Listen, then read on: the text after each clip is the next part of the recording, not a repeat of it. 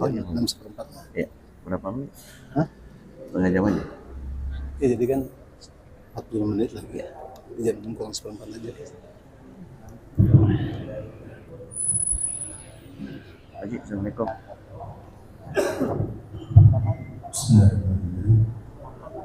Assalamualaikum warahmatullahi wabarakatuh. Waalaikumsalam.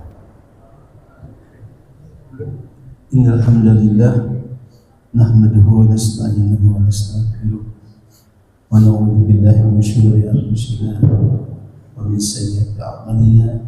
Man yahdihillahu fala mudilla lahu wa man yudlil fala hadiya lahu. Asyhadu an la ilaha illallah wahdahu la syarika lahu wa asyhadu anna Muhammadan abduhu wa rasuluh la nabiyya ba'dahu. Allahumma shalli ala sayyidina Muhammad wa ala sayyidina Muhammad amma ba'd. Bapak-bapak, ibu-ibu, jamaah salat subuh yang dimuliakan Allah Subhanahu wa taala.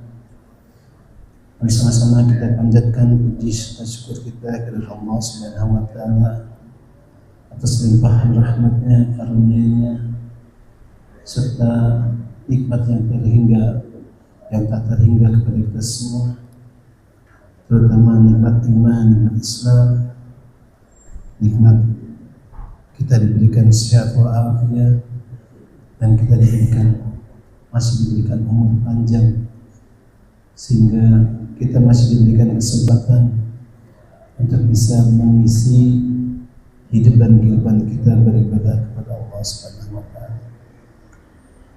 Salawat serta salam semoga selalu dicurahkan kepada junjungan kita Nabi Muhammad sallallahu alaihi wasallam beserta keluarganya, para sahabatnya, dan tentunya para pengikutnya yang setia menjalankan risalah kenabian dari baginda Nabi Muhammad SAW. Jamaah sekalian yang dimuliakan Allah, alhamdulillah pada pagi hari ini kajian ahad subuh kita lanjutkan kembali, dan pada sore kali ini yang akan menyampaikan materi yaitu Bapak Ustadz Yusuf Syah. Alhamdulillah beliau telah siap untuk menyampaikan materinya. Materinya berkaitan dengan Sirah Nabawiyah, Pak Ustaz ya.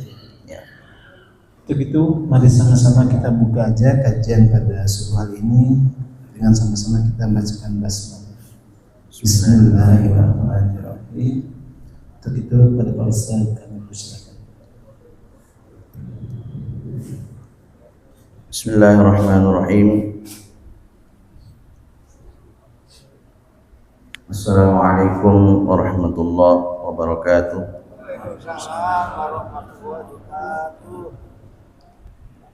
Alhamdulillahirabbil alamin. Wassalatu wassalamu ala asyrafil anbiya'i wal mursalin wa ala alihi wa ashabihi wa tabi'ahum bi ihsanin ila yaumiddin, amma ba'd. Yang saya hormati orang tua kami, para sesepuh, para asatidz, bapak-bapak, ibu-ibu, hadirin dan hadirat yang dimuliakan Allah Subhanahu wa taala. Repot-repot, Pak. Ya, repot-repot. Alhamdulillah pada kesempatan subuh hari ini Allah perkenankan kita untuk berkumpul di masjid yang kita cintai ini untuk sama-sama melaksanakan sholat subuh bersamaan. Dan untuk kita pengajian ahad pagi, semoga ini menjadi sumber keberkahan dalam kehidupan kita, keluarga, dan hubungan kita, insyaallah. Salawat dan salam juga tak lupa kita persembahkan kepada baginda Rasulullah Sallallahu Alaihi Wasallam. Semoga kita senantiasa menjadi umatnya yang istiqomah dalam menjalankan sunnah-sunnah Rasulullah Sallallahu Alaihi Wasallam.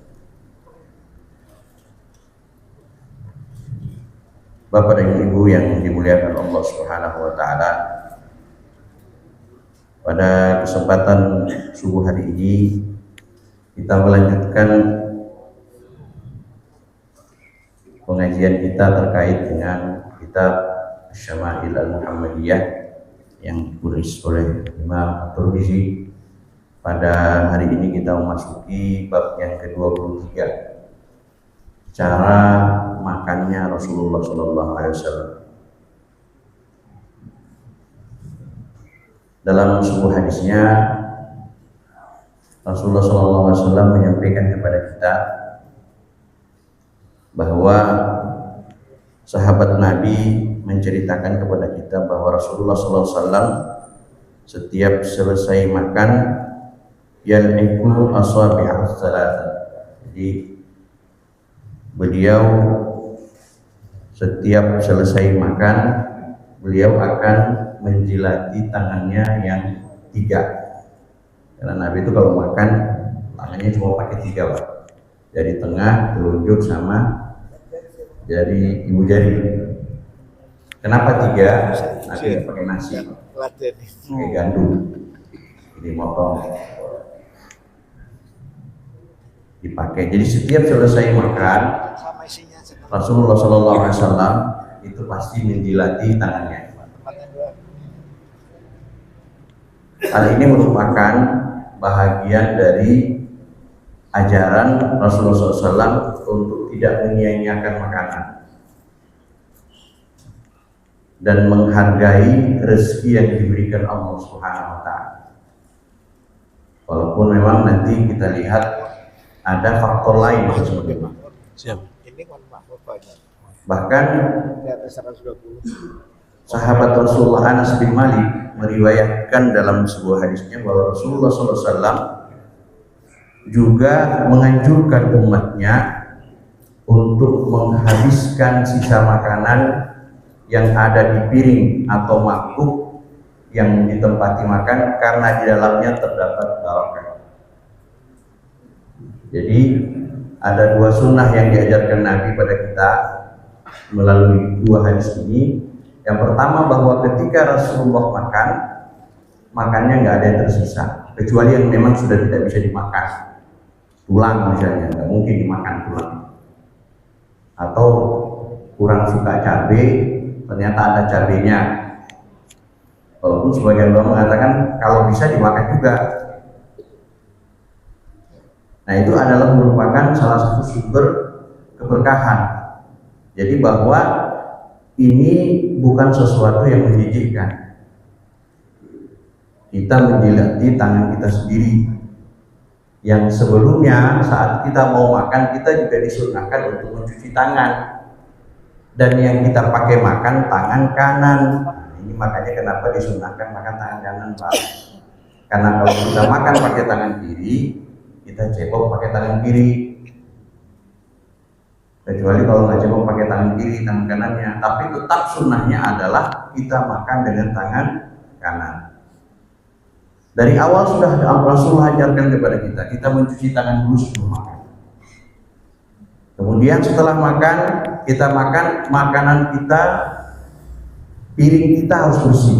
Jangan disisakan satu butir makanan pun. Bahkan para ulama, seandainya makanan itu jatuh pun dipungut dan dimakan orang. Betul. Saya pernah ada sedikit pengalaman ketika sedang di bandara dengan beberapa orang jamaah. Tiba-tiba salah seorang jamaah itu berkata pada seorang ibu yang ada di sebelahnya. Saya tidak tahu mereka bercerita tentang apa. Tiba-tiba ibu yang sebelah ini bilang, "Semoga berkah ya Bu." Ibu yang sebelah ini spontan bilang begini, "Bagaimana mau berkah Bu? Makanan ibu aja nggak bersih." Artinya salah satu keberkahan, pintu keberkahan yang bisa hadir dalam kehidupan kita adalah ketika kita bisa makan dan membersihkan makanan kita yang ada di piring kita tanpa tersisa. Kita harus bisa ini, karena ini adalah merupakan salah satu anjuran yang sangat sederhana dengan yang diajarkan oleh Rasulullah SAW kepada kita. Nah, setelah itu disunahkan kita untuk menjilati tangan yang kita gunakan makan. Kalau kita kan tidak mungkin 3. Kalau 3 nggak kenyang-kenyang gitu. Jadi makannya pakai 5 jadinya. Cuma memang ada perbedaan lagi, Pak. Dulu haji tahun kemarin ketika lagi sedang makan di salah satu tempat di Saudi, ternyata ada salah seorang Arab yang memperhatikan cara makan kita. Kebetulan saya lagi makan, di sebelah kanan saya itu sekitar jarak sama Pak Edi Suri memperhatikan cara makan kita. Lagi makan, tiba-tiba dia teriak, "Habibi, Indonesia atau Malaysia?" Saya bilang, "Saya Indonesia." Dia bilang, "Ajib." Dia bilang, "Apanya yang ajib?" Saya bilang, "Cara makan kamu bagus," katanya. Makannya tuh sopan. Kalau dia kan enggak, Pak, diraup, digulung-gulung gitu, Pak. Udah diraup, masukin. Jadi kalau mereka jilat, Pak, dari sini sampai sini dijilatin semua ke belakang. Ajib Indonesia, ajib. Bagus, cara makannya sopan, rapi. Selesai makan yang merhatiin lagi. "Nazib habibi," piringnya bersih. Ya emang sunnahnya begini, dia bilang. Itu makan banyak banget, saya banyak banget. Karena mereka kan makan seabrek, Pak, piringnya gitu ya. Mungkin kalau kita satu orang, porsinya buat 4 orang kita. Itu yang sisa. Nah, ini salah satu sunnah. Kenapa itu kita lakukan? Pertama, anjuran untuk makan dengan 3 jari, walaupun tidak spesifik disebutkan jari mana yang harus digunakan. Tapi yang harus digunakan tangannya sudah jelas, tangan kanan. Jadi semua jari yang tersentuh oleh makanan kita itu disunahkan untuk kita jilati pada saat selesai makan. Jangan dicuci dulu, Pak, baru dijilat. Pas selesai makan langsung kita jilat. Jadi ini salah satu hal yang mungkin sederhana, tapi dari sisi kesehatan juga nanti akan kita lihat. Kedua, menjilati jari-jari tersebut setelah makan sebagai tindakan penutup yang menghormati nikmat makanan yang Allah berikan kepada kita. Yang ketiga, menghabiskan makanan sampai bersih itu menghargai dari rezeki yang diberikan Allah kepada kita. Jadi ini kita ajarkan kepada anak kita latihan, Pak. Kita misalnya kalau makan pakai sendok, kita jilati itu sendok. Padahal kita makan di restoran, sehebat-hebatnya restoran itu, Pak, itu sendok pasti udah masuk beberapa mulut. Nah, Bapak pernah tahu nggak berapa mulut yang sudah menyentuh sendok itu? Pertanyaannya, steril mana sendok itu dengan tangan kita? Steril tangan kita, Pak. Itu makanya kenapa disunahkan menjilat tangan, bukan menjilat sendok. Ini kita enggak, sendoknya saya, kuahnya di saya, sendok, tangan kita sendiri nggak dijilat. Pak, itu sunnah yang diajarkan Rasulullah SAW. Selain aspek spiritual, ada juga manfaat kesehatan yang terkait dengan kebiasaan ini. Ternyata itu sudah diteliti juga oleh tim medis. Nah, ini menurut Dr. Charles Gerber. Ini saya mengutip aja beberapa tulisan bahwa beliau adalah seorang dokter di University of Arizona, Amerika Serikat. Makan dengan menggunakan tangan dan menjilati jari-jari setelahnya dapat membawa manfaat kesehatan, asalkan tangan sudah dicuci sebelumnya. Karena sudah menginginkan kita nyuci dulu untuk membuang bakteri-bakteri jahat dari tangan kita sebelum kita makan. Maka ketika kita makan, saat itulah kemudian Allah sudah menyiapkan ada enzim di situ. Menurutnya ada enzim apa yang bacanya? Ernase yang terdapat di sela-sela jari manusia, dapat membantu menekan aktivitas bakteri yang masuk bersama makanan serta berperan dalam meningkatkan kekebalan tubuh manusia. Terjawab secara medis. Makanya para sahabat itu yang pertama kali kedepankan itu imannya, Pak. Ketika Rasulullah mengatakan A, sami'na wa ata'na.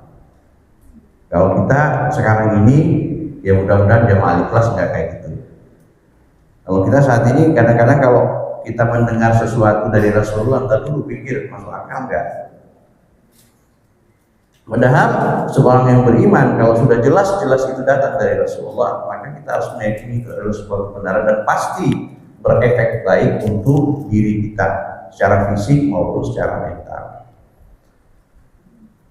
Selanjutnya Rasulullah SAW, ini hadis yang sama, selesai makan beliau menjilati jemarinya yang 3. Yang ini disebutkan jemari-jemari Nabi itu adalah jari tengah, jari telunjuk sama ibu jari. Yang keempat, Yang ke-24 jenis roti yang dimakan Rasulullah SAW. Keluarga Nabi SAW tidak pernah makan roti syair sampai kenyang. Keluarga Nabi tidak pernah makan roti syair sampai kenyang. Tidak pernah makan roti syair sampai kenyang 2 hari berturut-turut hingga Rasulullah SAW wafat. Apa itu roti syair, Pak? Gandum itu ada 3 macam. Jenisnya yang paling dikenal di kalangan di kalangan orang-orang yang mengkonsumsi gandum. Yang pertama syair, khintah, dan bur. Bukan kambing bur ya, Pak. Ini nama jenis dari jenis dari gandum. Semuanya diterjemahkan ke dalam bahasa Indonesia dengan gandum. Sedangkan syair merupakan gandum yang paling rendah mutunya. Jadi Nabi itu Pak makannya gandum yang kualitas terendah. Itu pun gak pernah kenyang 2 hari, Pak. Tapi jangan bilang kami miskin, Pak. Enggak. Sedekah Nabi itu bisa sampai 100 ekor onta. Tapi makan Rasulullah itu makanan yang paling terendah. Ini jangan sampai pulang ibu di rumah nanti berasnya jadi orang miskin semua, enggak juga. Ini hanya memberitahu kita tentang bagaimana Rasulullah SAW. Jadi merupakan gandum yang paling terendah mutunya. Kadangkala dijadikan sebagai makanan ternak. Gandum jenis ini yang diberikan sebagai makanan ternak. Namun dapat pula dihaluskan untuk makanan manusia. Roti yang terbuat dari syair ini kurang baik mutunya. Artinya kalau beras kita, mungkin beras yang digunakan Nabi itu adalah yang kita kenal dengan raspi, beras orang miskin. Coba dibuat raskai gitu ya, beras orang kaya gitu ya, supaya lebih bersemangat kita makan. Nah ini yang terjadi pada diri Rasulullah dan keluarganya, dan beliau tidak pernah kenyang dalam 2 hari dengan makan syair tadi. Artinya Rasulullah SAW adalah orang yang sangat sederhana hidupnya, sangat sederhana kehidupannya, dan itu ditularkan kepada keluarganya. Tetapi secara ibadah, sedekahnya, infaknya, tidak ada yang bisa mengalahkan infaknya Rasulullah SAW.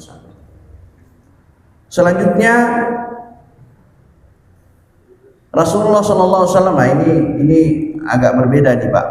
Rasulullah SAW tidak pernah makan di atas meja, Pak. Bukan maksudnya di atas mejanya, bukan, Pak. Makan pakai meja ya. Tidak pernah makan di atas meja, dan tidak pernah makan roti gandum yang halus hingga wafatnya. Ya, memang di negara Arab itu sampai sekarang juga jarang yang punya kursi, Pak. Mereka lebih senang melantai. Makanya kalau kita datang ke rumah-rumah orang Arab itu ya kursinya itu ya sandaran. Jadi mereka sudah buat semacam bantalan itu, kadang ditaruh di belakang, kadang ditaruh di sebelah kanan. Makanya Nabi itu kalau cara bersandar Nabi itu ya bukan ke belakang, tapi dia meletakkan bantal sebelah kanannya dan dia menyisihkan tangannya ke kanan. Jadi cara Nabi begitu, dan itu sudah menjadi sebuah tradisi di bangsa Arab bahwa mereka memang menggunakan sandaran bantal pada setiap mereka duduk. Jarang kita temukan kursi. Mungkin kalau orang-orang kaya hari ini ya mungkin mereka sudah punya kursi-kursi mahal. Tapi pada umumnya mereka tidak menggunakan kursi. Di rumahnya itu pakai karpet, tapi sandaran-sandaran bantal itu sudah disiapkan.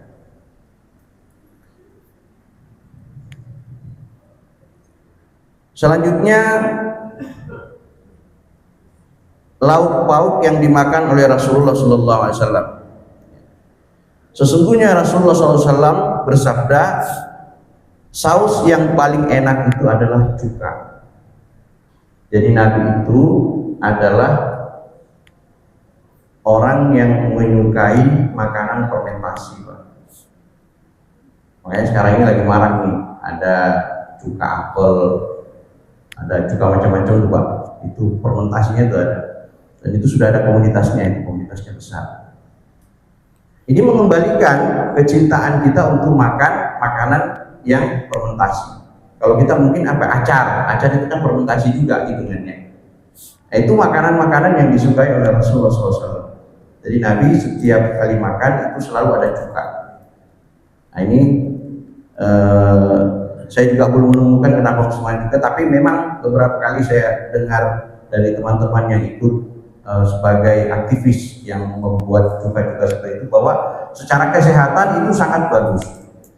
Cuka apel, cuka salak, macam-macam ya Pak. Sekarang sudah dibuat sedemikian rupa oleh teman-teman yang menggeluti percukaan itu ya.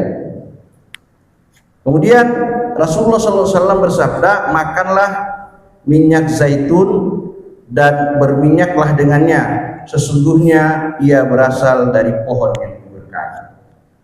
Kita di sini zaitunnya agak susah ya Pak, nggak susah, tapi sebenarnya sudah banyak sekarang dijual-jual di supermarket dengan berbagai merek.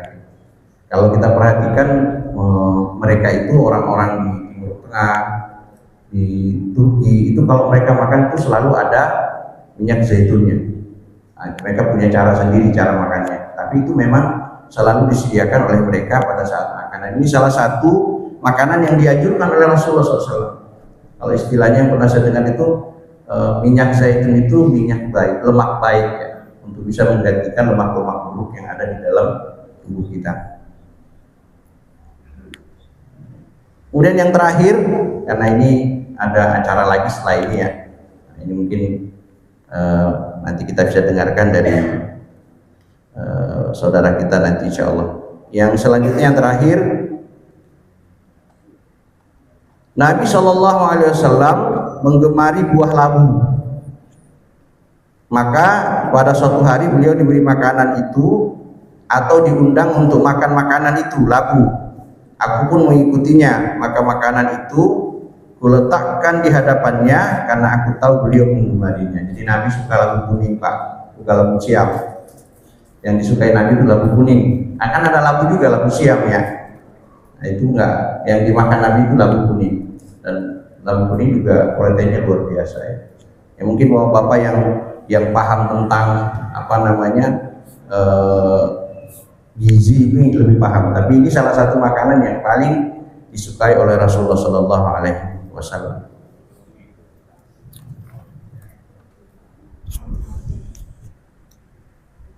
Sampai 4:30 ya Pak. Sampai 5:30 ya. 5:30 lagi. Rasulullah SAW diriwayatkan oleh Aisyah radhiyallahu anha bahwa Nabi SAW menyenangi kue-kue manis atau manisan dan madu ya. Nah, cuma kalau ini kan yang ada gula juga mikir-mikir juga makan. Tapi ini kesukaan Rasulullah. Rasulullah itu suka makanan-makanan manis Pak. Sama minum madu.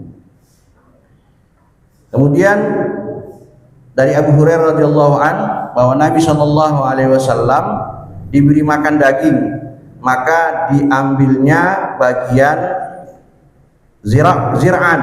Bagian zir'an ini kesukaannya, maka Rasulullah SAW mencicipi sebagian daripadanya. Bagian zir'an itu bagian lutut sampai kaki Pak. Ada yang bilang dari pangkal paha sampai kaki. Jadi Nabi itu suka kikil.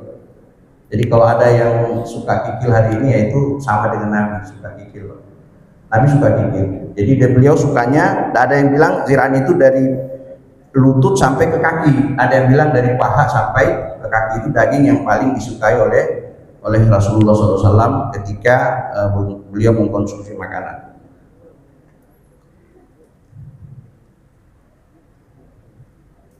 Baik, Bapak dan Ibu yang dirahmati Allah Subhanahu wa taala, saya pikir sudah cukup materi kita hari ini. Mudah-mudahan beberapa hadis ini menjadi bekal kita bawa pulang dan kita amalkan Pak. Hal sederhana yang insya Allah sangat bermanfaat dengan kesehatan kita, sekaligus juga kita mengikuti sunnah Rasulullah SAW, juga kita bisa menjaga keberkahan dalam rumah kita karena kita bisa menghargai makanan, tidak lagi disisakan Pak. Kalau kopi ampasnya jangan diminum Pak, mabuk nanti. Ya, kalau ampas mah dibuang ya. Bukan berarti habis ini, wah itu tadi sudah jelasin makanan, ampas kopi juga dihabisin. Saya enggak. Jangan salahin salah Bapak kalau batuk-batuk ya. Maksudnya yang nggak boleh dimakan nggak usah dimakan, tulangnya keras bisa dimakan juga bukan Pak. Maksudnya dihabiskan itu yang memang harus dimakan. Masih banyak di piring kita cuekin aja, kita kemudian cuci. Betul, nanti mungkin akan dimakan semua binatang, tapi keberkahan itu jadi hilang karena kita nggak tahu di biji beras yang mana keberkahan itu Allah letakkan. Maka karena itu jangan pernah sisakan makanan kita lagi. Mulai dari sekarang kita belajar, habiskan makanan kita, ambil secukupnya yang kita bisa makan. Jangan sampai porsi kita cuma 1 sendok, diambil 3 sendok. Saya jamin pasti sisa. Ya, jadi kita ambil sesuai porsi kita. Demikian mungkin dari saya. Mohon maaf tidak ada kekurangan. Wabillahi taufiq wal hidayah. Wassalamualaikum warahmatullahi wabarakatuh. Waalaikumsalam warahmatullahi wabarakatuh. Terima kasih Pak Ustaz atas penyampaian materinya. Itu contoh atau kebiasaan daripada Nabi Muhammad SAW. Sebelum makan, sudah makan, semua kita bisa mengamalkannya dalam kehidupan keseharian. Jamaah sekalian, pada pagi ini ada satu hal yang ingin mendapatkan perhatian dari jemaah sekalian. Bahasanya alhamdulillah saudara kita tahun ini ada yang akan berangkat haji. Jadi ada permohonan dari yang bersangkutan untuk menyampaikan beberapa hal kepada jemaah sekalian. Untuk itu kami undang ke depan Pak Agus dan Pak Sahardi. Monggo Pak, ke depan Pak.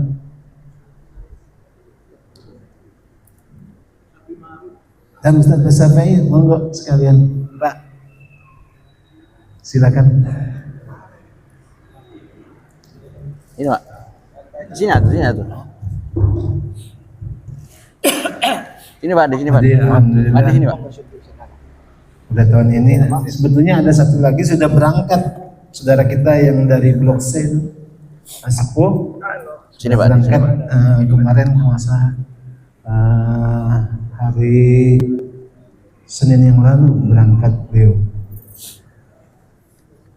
Untuk itu kepada Pak Sardi dan juga Pak Agus, silakan untuk menyampaikan apa yang ingin disampaikan sebenarnya Pak.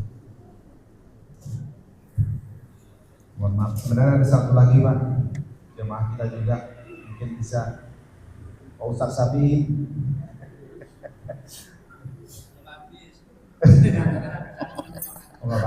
Alasan bisa.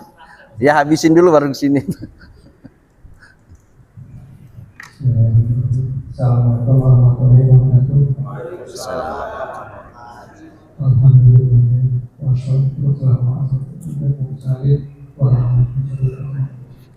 Segala puji bagi Allah yang telah memberikan kepada kita. Teman-teman yang telah iman dan Islam nasihat, saya tetap hadir dalam kajian ini. Dalam kesempatan ini saya dan Pak Hati dan Pak Ustaz Dan istri ya Pak. Saya pribadi saya mohon izin pamit, insya Allah kami akan berangkat melalui izin Allah. Kalau saya berangkat Selasa sore sudah menuju ke Bekasi. Untuk itu apabila dalam keseharian selama berkreasi di musim ini dan lingkungan, jika ada sikap, perbuatan dan kata-kata yang tidak berkenan atau menyakiti, saya mohon keikhlasannya untuk memberikan menerima pada saya. Dan juga mudah-mudahan dengan doa Bapak dan Ibu diberikan kami kemampuan untuk melaksanakan ibadah haji tersebut agar apa yang dijalankan kami dan yang memang bisa terlaksana dengan izin Allah. saja dari saya pribadi, sekali lagi mohon keikhlasannya untuk memberi masukan kepada saya apabila ada kata sikap dan perbuatan yang tidak berkenan selama berinteraksi di sini. Terima kasih. Assalamualaikum warahmatullahi wabarakatuh. Alhamdulillah, syukur bagi kerajaan dari Allah Subhanahu wa Ta'ala. Atas hikmahnya bisa kita hari ini pagi ini berkumpul dalam sholat subuh kemudian berdoa dan mudah-mudahan Allah memberkahi acara ini dan kita semua diberikan kekuatan kesehatan dan waktu bersama aktivitas. Bapak Ibu sekalian, pada kesempatan ini izinkan saya tadi Bapak Agus sudah menyampaikan, insya Allah kami, saya dan istri insya Allah akan berangkat juga, dan insya Allah nanti berangkat di kloter 57 tanggal masuk asrama tanggal 26 Mei hari Senin dan berangkat ke Jeddah ke Mekah itu hari Selasa tanggal 27. Dan kebetulan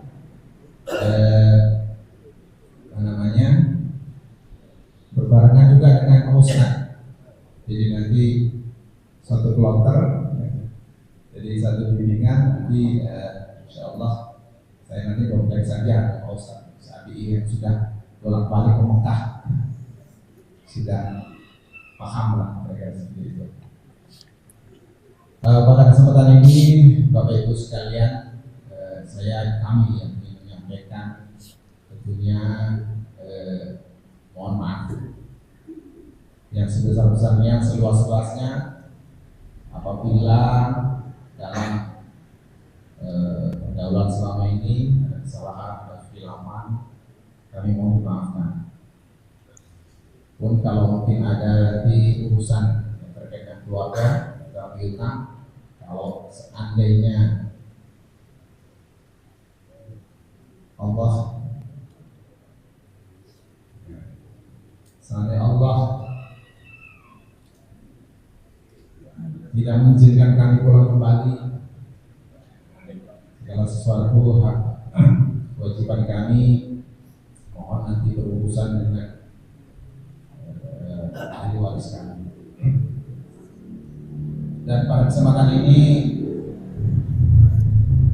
kami mohon nanti dari Pak Ustaz atau jemaah sekalian untuk mendoakan kami agar perjalanan kami nanti lancar, kemudian melaksanakan ibadah dengan khusyuk, sehingga insya Allah menjadi haji dan hajat yang mabrur.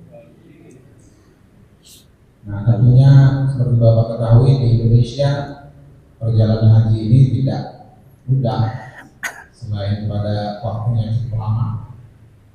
Kami sudah menunggu 12 tahun. Sebenarnya waktu mendaftar itu 10 tahun, tapi karena ada COVID 2 tahun jadi 12 tahun. Nah, tentunya ini menjadi momen yang sangat baik tentunya, dan ini adalah ibadah yang mungkin seumur hidup sekali, jadi dimanfaatkan sebaik-baiknya. Dan sekali lagi mohon keikhlasan Bapak Ibu untuk mendoakan kami agar perjalanan kami nanti lancar, menjadi khusyuk dalam ibadah, insya Allah menjadi haji yang mabrur. Demikian, Assalamualaikum warahmatullahi wabarakatuh.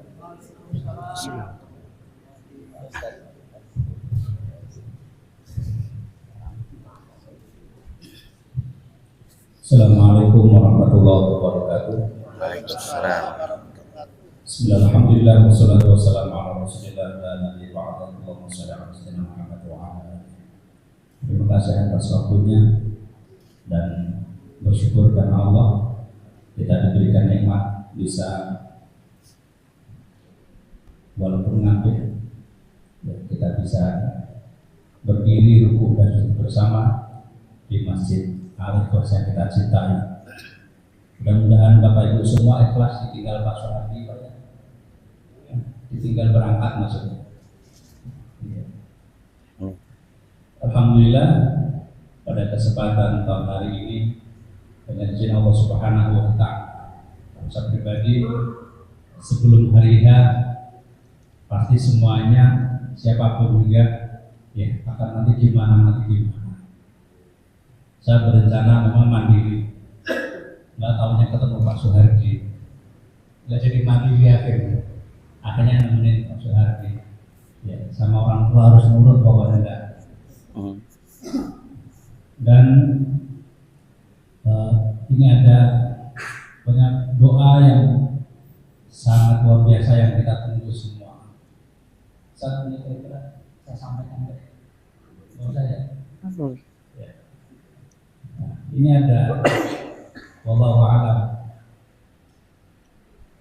Kalau lagi momen-momennya kalau nggak Ramadan haji, ya, itu pasti ada aja jadi ujiannya. Supaya apa? Supaya down di umat Islam. Ya, mudah-mudahan yang jamaah-jamaah kita nanti sengaja nggak saya posting, nggak saya viralkan. Saya rahasiakan buat saya sendiri. Saya pasrah tawakal pada Allah, mudah-mudahan diberikan kekuatan sehat walafiat. Ada virus lagi, virus untang muncul lagi, Pak. Ya, dari dia sudah ada 9 kasus. Tapi alhamdulillah ini nggak begitu viral, mudah-mudahan nggak viralkan. Kalau viralkan pasti akan download. Ya. Padahal Allah Subhanahu wa Ta'ala sudah menyampaikan afala yanzuruna ilal ibli kaifa khuliqat. Begitu luar biasa cipta Allah tentang unta. Maka hanya kepada Allah kita berharap, hanya kepada Allah kita minta pertolongan. Mudah-mudahan semua jamaah kita, keluarga kita, saudara kita, famili kita yang tahun ini berangkat diberikan kekuatan, diberikan kesehatan lahir batin, pulang membawa haji yang mabrur. Dan walaupun ada sekarang lagi gunjang ganjilnya agak sedikit kisruh yang masalah syarikah, ya, yang tahun lalu satu syarikah sekarang memakai 8 syarikah perusahaan yang ada di Saudi yang akan menangani jemaah haji. Ya, alhamdulillah, insyaallah di grup Tangsel 50, kalau dari 57 tidak ada masalah insyaallah, Pak. Ya, kemarin kita ngisi walimatul safar di 80, kita berubah lagi, Pak. Ya, jamaah saya udah senang tadi yang berubah lagi, digeser karena masalah syarikah itu. Dia mundur jadi kloter 61, Pak. Sedih, Pak. Ya, itu diambil akhirnya semuanya dari kelompok Qadiyah Tauhid. Nah, dari Agim itu seruak.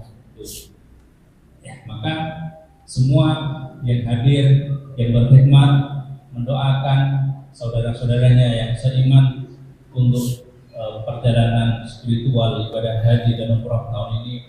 Mudah-mudahan ada kesempatan syukur akhir hayatnya bisa ziarah Rasulullah SAW, bisa melaksanakan ibadah haji dan umrah. Amin ya rabbal alamin. Sama-sama kita doa.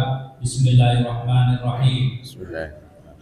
Allahumma ballighna ziyaratal Makkahal Mukarramah wa Madinatul Munawwarah lil haji wal umrah fi hadzal 'am wa fi kulli 'am bi ahsanil hal bi rahmatika ya arhamar rahimin. Amin. Mudah-mudahan doa ini menjadi wasilah kebersamaan kita bersama di Al-Ikhlas dan bersama nanti ke Baitullah. Amin ya rabbal alamin. Wallahu a'lam bishawab. Wassalamualaikum warahmatullahi wabarakatuh. Selanjutnya jemaah sekalian, Doa. mohon Ustaz Kamil doa. kepada Doa Ustaz Kamil. Pak Ustaz Kamil, Pak Ustaz untuk Ustaz Kamil mimpin doa dulu, Pak. Pembimbing di sini. Enggak. Antum lah. Baca doa, Ustaz. Ayo, Ustaz. Doain kita semua. Enggak Ustaz Anto. Ini mau berangkat nggak boleh baca doa. Jadi mohon doanya dipimpin Pak Ustaz Gabi. Ustaz, fadhil Ustaz. Sekalian kasih wejangan, kan beliau juga pembimbing haji.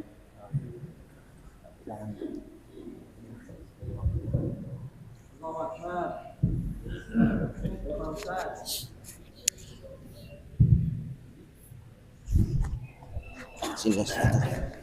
Kita lihat.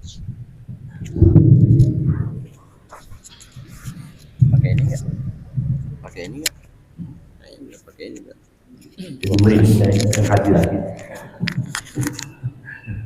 Ya, assalamualaikum warahmatullahi wabarakatuh. Alhamdulillahirabbil alamin, wassalatu wassalamu ala asyrofil anbiya'i wal mursalin sayyidina Muhammadin wa ala alihi wa sahbihi ajma'in. La haula wala quwwata illa billah. Bapak-bapak Ibu rahimahullah. Ini kita ada Pak Budi ya, Agus Budi, Pak Hardi, pembimbing kita Ustaz Syarif Ma'arif ini. Tadi doanya juga saya bilang, dan saya ini Pak, saya doanya tiap hari di hadal ham wa fukuri ham, harus bolak-balik dulu gitu kan. Ya Masya Allah gitu loh. Dan ya rupanya doanya dikabul oleh Allah Subhanahu wa Ta'ala. Jadi saya kira jadinya gitu loh. Ya alhamdulillah, kita juga berharap semua ya Bapak Ibu hadirin rahimahullah, mudah-mudahan doa nanti yang diantarkan oleh Ustaz Syarif Ma'arif, mudah Allah Subhanahu wa Ta'ala memberi semuanya. Kita juga bisa sampaikan ke Masjidil Haram dan Masjid Nabawi kepada Pak Agus, Pak Hardi ya, yang mungkin tidak ada pembimbing di sini, paham banget gitu. Tapi minimal karena sekarang ini kan masih musim panas ya, jadi memang ada hal-hal yang perlu disampaikan oleh para jamaah kita. Terkadang sampai di sana itu motivasinya memang sangat tinggi sekali untuk beribadah, terutama di Masjidil Haram ya. Ada pengalaman saya juga itu, karena ketika Masjidil Haram itu apalagi beberapa ya hadis itu menjelaskan pahala sholat di Masjidil Haram itu bandingannya 100.000 ya dengan di masjid kita ini. Tapi ya ada kadang-kadang nanti di sini kita rajin Masjidil Haram, tapi kemudian masih di sini nggak pernah sholat, udah itu nggak bisa begitu ya. Tapi diantaranya ketika motivasi muncul gitu kan, kadang-kadang jamaah kita ini tidak perhatikan kesehatan gitu loh. Jadi ya memang biasanya jamaah kita itu ketika duhur biasa di hotel, tapi sudah asar maghrib isya itu di Masjidil Haram. Isanya kan pulang-pulang sekitar jam 11 gitu ya. Nanti jam 3 sudah jalan lagi, apalagi kalau pengen mendekati. Tapi sekarang di Raudhah itu ada ya, di Masjid Madinah itu udah pakai apa tuh? Iya, sudah gitu. Tapi tetap gitu ya, biasanya motivasi itu terus begitu, tapi tidak perhatikan nanti untuk kegiatan menjelang Armuna gitu, Arafah, Muzdalifah, Mina gitu. Jadi jangan sampai ketika itu motivasi tinggi dilaksanakan sunnah, tapi untuk kegiatan di Armuna diabaikan itu agar bisa diperhatikan dan sebagainya. Mari kita semua berdoa Allah Subhanahu wa Ta'ala, mudah-mudahan saudara kita yang akan berhaji pulang dengan haji yang mabrur, amin. Kemudian juga dimudahkan dalam segala urusan, dijaga kesehatannya, dan yang mudah-mudahan Allah selalu melindungi para jamaah kita semua, amin ya rabbal alamin. Ala hadhihi niyyah wa al-Fatihah. A'udzu billahi minasyaitonir rajim. Iyyaka na'budu wa iyyaka nasta'in. Shiratal ladzina alaihim ghairil maghdubi alaihim waladdallin. A'udzu billahi minasyaitonir rajim. Alhamdulillahi rabbil alamin. Hamdan ni'amahu wa yukafi'u mazidah. Ya Rabbana lakal hamdu kama yanbaghi li jalalil karim wa 'azimi sultanik. Allahumma shalli ala Muhammadin wa ala alihi wa sahbihi ajma'in. Allahumma ighfir lana wa li walidina wa rahmatullahi shighara. Allahumma inna sallallahu fid din wa afiyatan fil jasad wa zidna fil ilmi wa barakatan fil rizqi wa taqwa qabla al-maut wa rahmatan inda al-maut wa rahmatan ba'da al-maut. Allahumma hawwin 'alaina fi sakaratil maut wa najata min an-nar wa 'afwa 'inda al-hisab. Allahumma hajjana hajjan mabrura wa sa'yana sa'yan mashkura wa dhanbana dhanban maghfura wa tijaratan tabura. Ya sudur akhrijan min an-nur. Rabbana ظلمنا أنفسنا فاغفر لنا وارحمنا لنا المخسرين ربنا تقبل منا إنك أنت السميع وتب علينا إنك أنت الرحيم ربنا آتنا في الدنيا حسنة وفي الآخرة حسنة وقنا عذاب النار وادخلنا الجنة الأبرار يا عزيز يا غفار يا رب العالمين وصلى الله محمد وعلى آله وصحبه أجمعين سبحان ربك رب العزة عما يصفون والسلام على المرسلين الحمد لله رب العالمين. Mohon diantarkan tadi. Terima kasih Talbiyah Pak. Iya Pak. untuk keberangkatan saudara kita. Nanti di antara talbiyah Pak. Talbiyah Pak Ustaz. Oh, silakan Ustaz. Talbiyah Pak. Labbaik Allahumma labbaik labbaik la syarika laka labbaik innal hamda wan ni'mata lak wal mulka la syarika lak labbaik Allahumma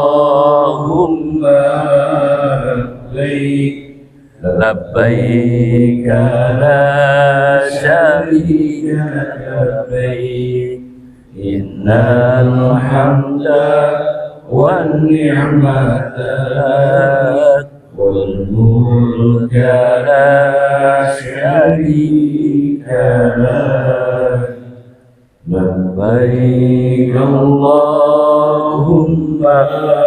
labbaik labbaik la syarika labbaik innal hamda wan ni'mata lak wal mulka la syarika lak.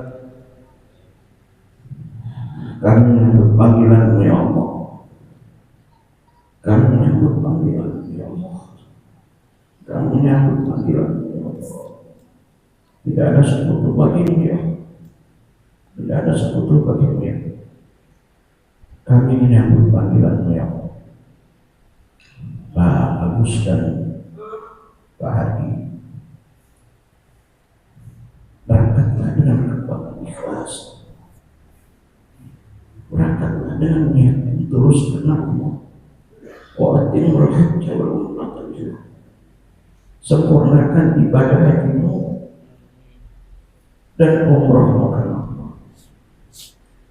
Ikhlaskan diri hati untuk menyerahkan semuanya kepada Allah. Apapun yang terjadi itu adalah jamuan terbaik Allah kepada Bapak dan Ibu. Dan selalu bangun baik sangka dengan setiap apa yang terjadi di sana. Jangan pernah menanamkan kebencian, jangan pernah terbersih di hati kita hal-hal yang buruk terhadap diri kita dan orang lain. Karena bisikan hati kita, apa yang terbersih di hati kita, itu sesungguhnya doa untuk kita.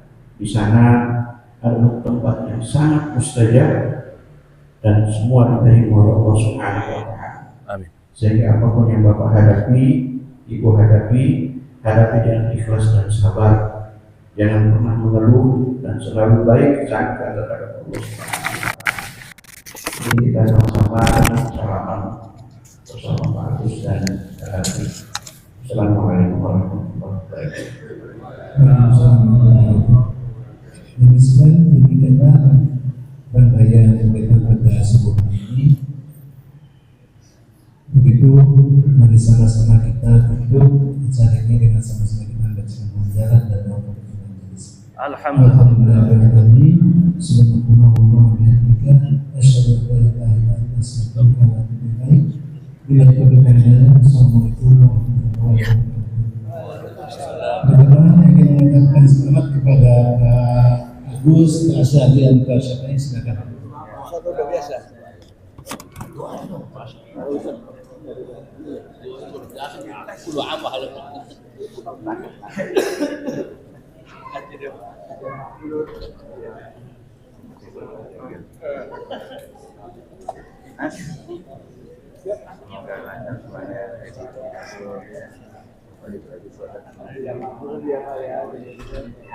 Siap.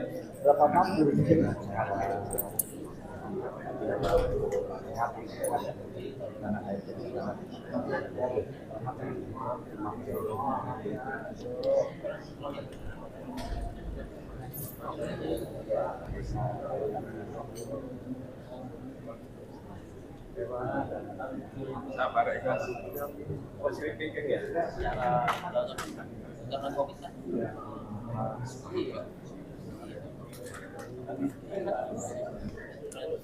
Ustaz,